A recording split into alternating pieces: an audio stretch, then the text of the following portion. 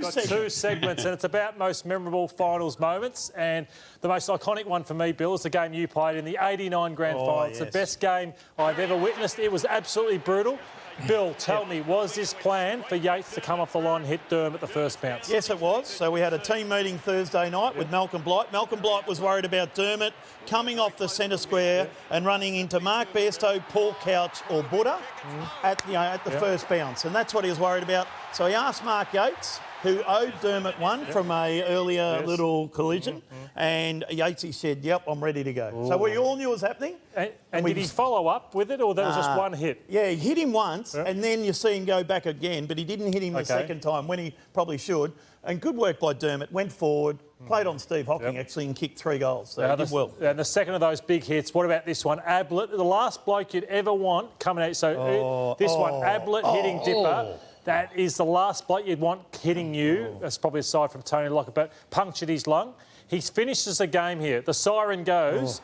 He is so out of it that Tucky had to say, we've just won the grand final. He didn't actually know where he was. And you just watch the vision here while they're celebrating. Dipper is heading straight to the hospital, Brad. Straight to hospital. Yeah, straight to hospital. Tell you what, a lot can happen in 2 minutes in a final. Now, we know Gary Buckenara kicked the winner in 1987, but the 2 minutes preceding that is amazing. Have a look at the 2 minutes to go. So Eichhold marks it, takes a good mark, very, very close, and then does that. So the Demons are up by 8 points at this stage. It's the worst kick. The ball goes straight back down the other end. I don't know how... He kicks that. Melbourne into the grand final. Ball goes straight... This is from the kick-out. Goes straight back down the other end.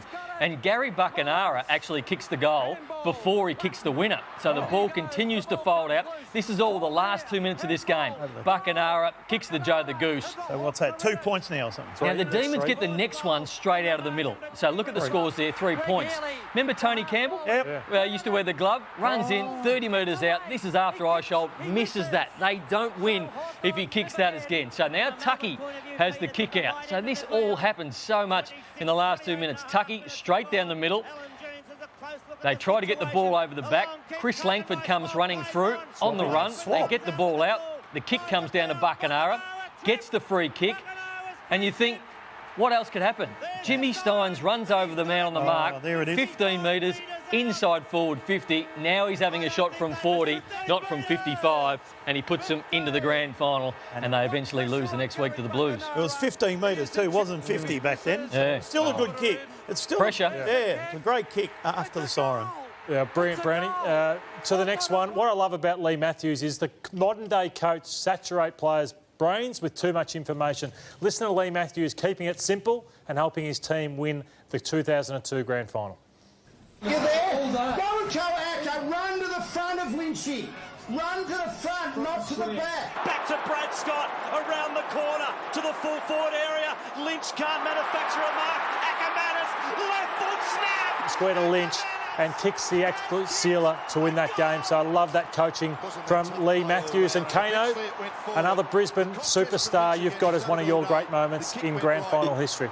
Yeah, I just love the Brisbane side and their midfield, and in particular Simon Black. And one of the best individual performances I've ever seen in a grand final. 2003, you look at his numbers and the way that he used the ball in this game, 39 disposals, 9 tackles, 9 clearances, 25 contested possessions and a goal.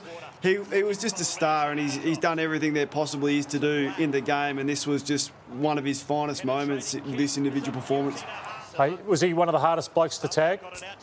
It's just his work rate, Lordo, and the thing that made him so great was how clean he was below his knees. So no great speed or anything like that, but he never fumbled. So you never were able to give him a chance to take the ball because he'd never fumble, and the way that he used it as well set him above the rest of the midfielders. Stewie Dew, Billy, finals moment. Stewie Dew turned the 2008 grand final. What a shock loss this was for Geelong, Bill. Bloody oath. It was unbelievable. One game you'd lost for the season. Kicking him out of his bum, he and was. Stewie Dew just turned this game. Here's him and the shotgun, Mark Williams involved here.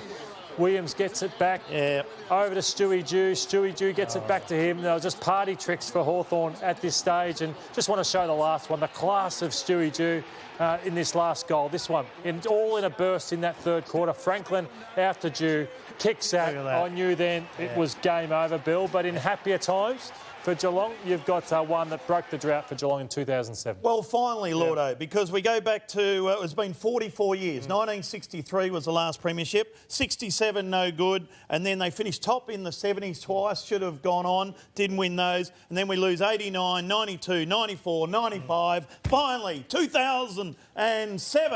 And how good was it? Port Adelaide, Kano, won by 119 points. The Cats went whackety whack, whack, whack, whack.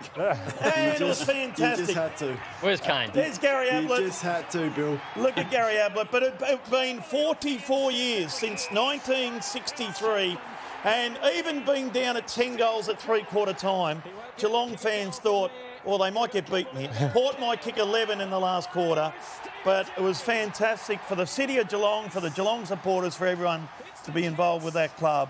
And well done to Bomber Thompson and the boys. Tough day.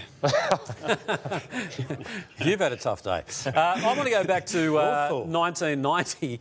Now, you talk about drought breakers. This was the most famous of drought breakers, I think. That and when the Sydney Swans broke their massive drought. But this was the 1990 grand final. Let's listen to the siren.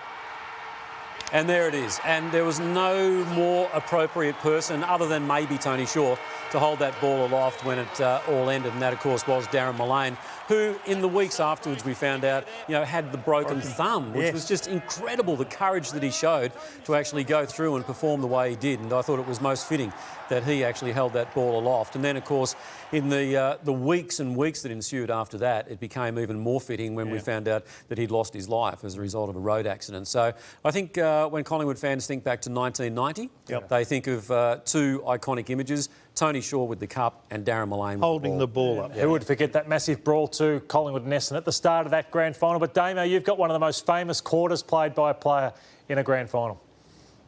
Yeah, look, I was recently asked by AFL.com.au to rank the 30 moments in finals. It's impossible to do. There's so many on the cutting room floor. But for what it's worth, I felt this quarter in the 97 grand final with Darren Jarman was the moment of the past 30 years. And for him to kick 5 goals, it was relatively close. There's only 2 goals of difference at three-quarter time. But he'd already kicked 1, ended up with 6. Kicking goals like this, if that was a supposedly non-preferred foot, I mean, his preferred foot was not much better. But this one here sort of sealed it, obviously, and then the last one where he just, off a half step, just kicks it around the corner and absolutely just icings the cake from both himself personally and the Adelaide Pros winning their first flag after 7 years in the AFL.